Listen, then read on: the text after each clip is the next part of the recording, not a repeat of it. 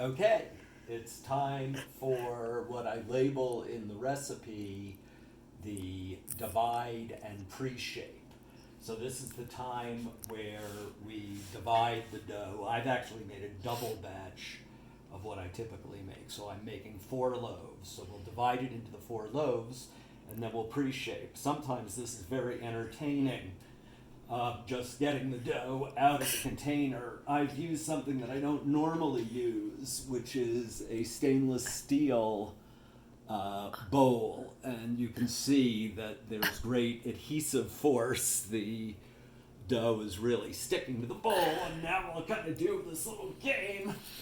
I sort of think of this in a way as the final stretch. Whoa. Okay, I'm gonna try to coax this out in the interest of time. Whoa! Bump! Alright, that's a hunk of dough. So, yeah, I usually don't have this big of a piece, so I'm going to this is going to be a little bit of an experiment. Here's my plastic pastry scraper, and I sort of have to hit it pretty vigorously. If I did this slowly, it would just stick to it. And what I'm trying to do is just create a bit of a log so that I can cut it into something like 4/4. Okay. Oh, I'm not very good at this. And our camera person is way better than I at deciding where these lines go. Okay. Now I have 2 halves. Is it time for a math lesson? What's half of a half? My wife telling me to shut up in the background. Can you imagine that? All right, so I'm going to try to divide each half in half. Come on. Yeah, these are really not going to have any great semblance of being equal, but what the heck. All right. Wow. Yeah. That's horrible. This is not ideal to be sort of cutting them up afterwards. You should probably do a better job in your estimating than I do. We'll see if I pay for this. Okay, I'm wetting my hands again. And so now what I want to do is sort of pre-shape them. I'm just going to sort of get them all to be kind of a blob for a start. And then I'm going to go down the line. Whoa, that one's tiny too, huh? I'm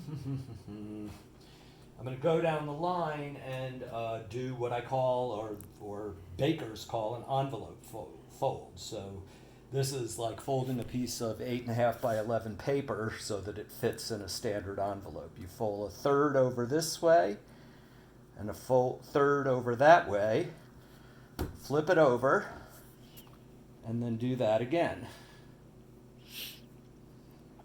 And then I'm going to leave that there. I'm just going to sort of stretch this out a little bit, do an envelope fold. Oh, that's a bigger piece of dough. And do another envelope fold.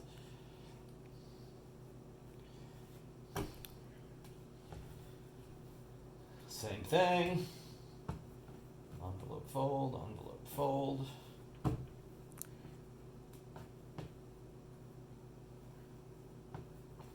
Plunk.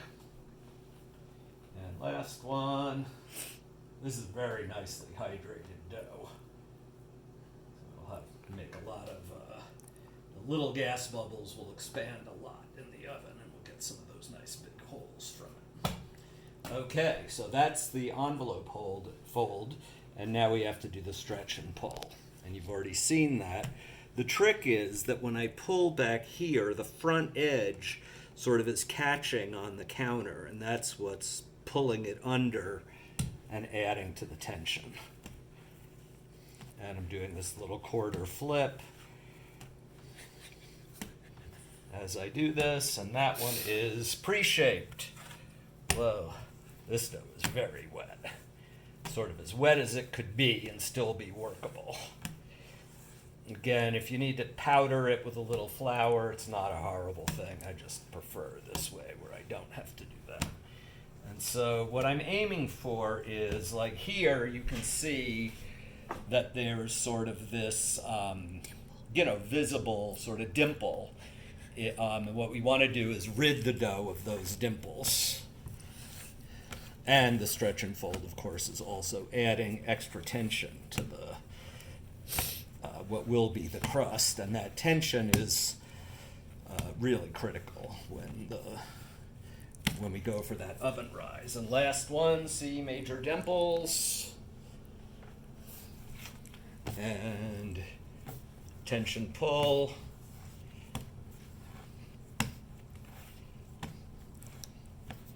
And I've read a lot that says, you can never get rid of the dimples on the pre-shape, but I always get rid of the dimples on the pre-shape, as you can see. And now I'm going to cover with a variety of containers and give them their last 30-minute rest.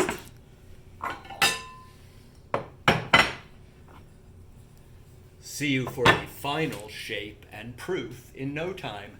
Bye!